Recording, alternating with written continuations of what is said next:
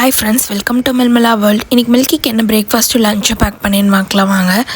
இன்றைக்கி வந்து பிரேக்ஃபாஸ்ட்டுக்கு ராகி கூழ் தான் பண்ணியிருக்கேன். இது வந்து கேர்டு சால்ட் மட்டும் போட்டு பண்ணுறது. உங்களுக்கு ஓகேன்னா ஆனியன் கொஞ்சம் போட்டு கட் பண்ணி பண்ணிங்கன்னா ரொம்ப டேஸ்ட்டாக இருக்கும். அதுக்கப்புறம் இன்றைக்கி லஞ்சுக்கு வந்து 1 பார்ட் பருப்பு சாதம் தான் பண்ணியிருக்கேன். இந்த பருப்பு வந்து கொஞ்சம் தண்ணியாக பண்ணிங்கன்னா ரொம்ப டேஸ்ட்டாக இருக்கும், மதியத்துக்கு சாப்பிட்றதுக்கும் நல்லாயிருக்கும். அதுக்கப்புறம் இன்றைக்கி பாவக்காய் போட்டு ஃப்ரை தான் பண்ணியிருக்கேன். இந்த பாவக்காய் ஃப்ரை வந்து செம்ம டேஸ்ட்டாக இருக்கும். இது பாவக்கான்றதே வந்து நிறைய பேரால் ஃபீல் பண்ண முடியாது, அவ்வளோ டேஸ்ட்டாக இருக்கும். கசப்பே இல்லாத மாதிரி நம்ம பண்ணுறது.